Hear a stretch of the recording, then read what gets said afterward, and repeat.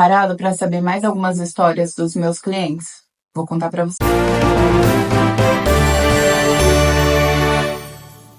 vocês. Obviamente preservando os nomes e alguns detalhes, mas para que vocês entendam que alguns erros são muito clássicos e como você vai evitar cometê-los na sua casa, certo?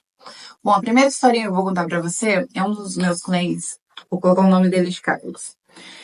Carlos, ele começou a utilizar o cartão de crédito dele para tudo. E ele começou muito bem uma estratégia de utilizo o cartão de crédito ao invés do meu dinheiro, ganho um prazo ali para pagamento, invisto meu dinheiro e aí no começa a girar. E começou com essa ideia na cabeça dele. Vou investir o dinheiro, tiro dali 30 dias, consigo pagar, ganhei uns juros e tá tudo bem. Entretanto, o erro do Carlos foi começar a pagar menos do que o total da fatura. Então, ele começou bem. Entretanto, isso foi aumentando a partir do momento que o cartão de crédito se tornou uma renda extra para ele.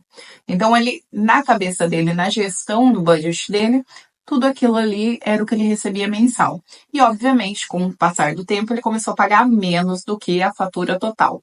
Isso se tornou uma bola de neve, ele só pagou o mínimo e essa dívida se tornou enorme. Bom, no caso de Carlos, graças a Deus, ele tinha um trabalho, nada foi tão grande, foi mais uma questão educacional, financeira e também uma organização ali para que ele pagasse todo esse cartão de crédito, quebrasse ele. Então, literalmente, quebramos o cartão de crédito. E aí, hoje, ele não utiliza mais essa estratégia porque ele percebeu que não é algo que funcione para ele. Então, muito cuidado com as dicas da internet, porque se você não se conhecer e não saber como que você funciona dentro daquele padrão, aquela dica que é boa, né, que é financeiramente estratégica, pode ser algo que vai te levar à falência, a ter um problema financeiro grande. Outro exemplo, bom, isso é uma família que eu conheço, vou chamar a mulher de Laura e o homem de Manuel. Laura e Manuel, eles jovens, trabalhavam muito bem, tinham ali sua renda, começaram a procurar investimentos. E aí, queriam uma alta rentabilidade de início. Então, sem olhar para reservas de emergência, sem olhar para nenhum princípio, nenhum fundamento financeiro, eles procuraram rendimentos astronômicos. E com isso caíram num golpe.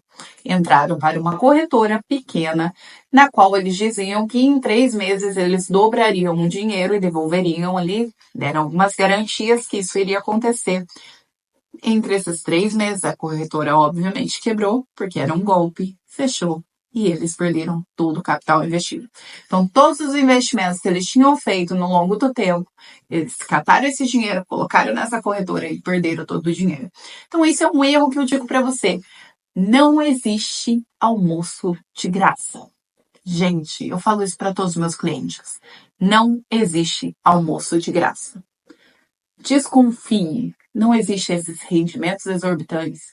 Olhe para os fundamentos, olhe para as regras financeiras, vai estudar, aprenda a educação financeira, procure um consultor financeiro. Não caia nesses golpes, porque tá cheio disso aí fora. Então, quando acender ali 30, 100, 200%, tome cuidado, principalmente num curto espaço de tempo. E por último, vou te dar um exemplo. Vou chamar de Fernando. Fernando comprou uma casa e aí ele fez os cálculos ali para entrar no mortgage.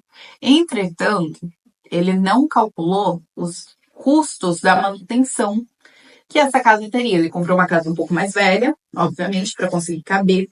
As taxas de juros no Canadá estão altas, ou seja, como ficou com uma parcela ali, correspondia uma grande participação da renda dele.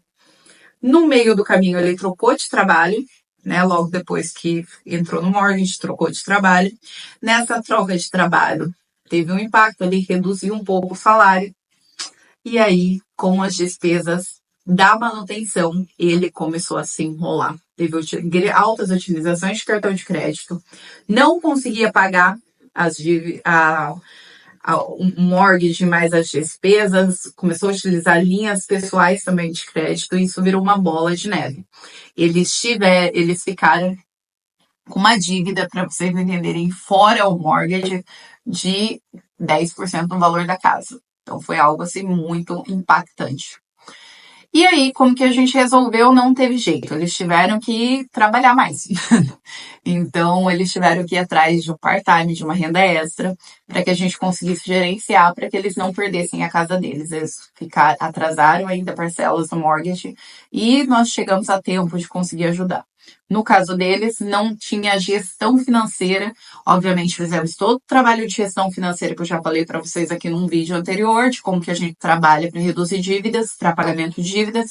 Fizemos todo esse trabalho, mas não foi enough. Eles tiveram, sim, que ir atrás de renda extras. Então, nós tivemos uma bela conversa, além de sacrifícios, trabalhar um pouco mais, e eles conseguiram pagar. Então, foi um trabalho intenso, mas eles não perderam a casa, graças a Deus. Então, muito cuidado. Esse é um erro muito comum de vocês morarem de aluguel, né? Eu moro de aluguel aqui no Canadá, a gente mora de aluguel, a gente não tem várias despesas relacionadas à casa. Então, a gente pensa que paga X de aluguel, a gente consegue pagar aquele X no mortgage. Entretanto, se esse X já está muito apertado dentro do seu orçamento, red flag, porque além da parcela do mortgage, você vai ter muitas despesas de manutenção, impostos da casa, lixo, é pesado, tá? Então, assim, outro erro que um dos meus clientes cometeu e eu não quero que você cometa. Para não cometer, tenha o seu consultor financeiro do seu lado.